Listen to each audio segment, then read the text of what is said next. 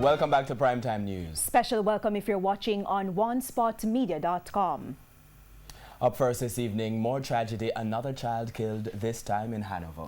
11-year-old Trisha Morris's body was found in Woodland, Hanover yesterday. But swift reaction from the police. 5 persons taken into custody so far. TVJ's Kalisha Williams has that story.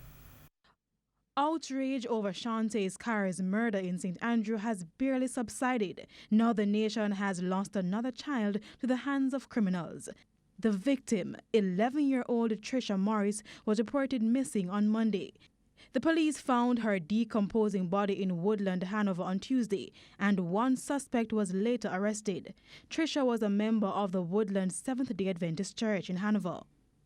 We spoke with head of the Jamaica Constabulary Force Corporate Communications Unit, Deputy Superintendent Dela Garrick, earlier today, who told us more suspects were taken into custody. Young Trisha's body was found yesterday in the community, and subsequent to that, 1 man was taken into custody for questioning.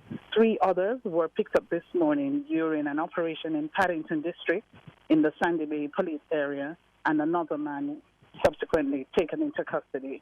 When we visited the community on Wednesday, there was a tense calm in the area as residents bemoaned Trisha's death. We were told Trisha was actually on her way to church when she met her untimely demise. We are very traumatized, shocked. Trisha, we wasn't expecting this kind of tragedy in such quiet community of Woodland.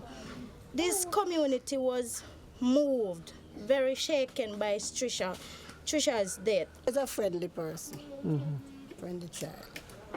Yes, helpful, and she loved to play. Where she was going when she left here? Church. She's a member of a church? Yes, Seventh-day Adventist.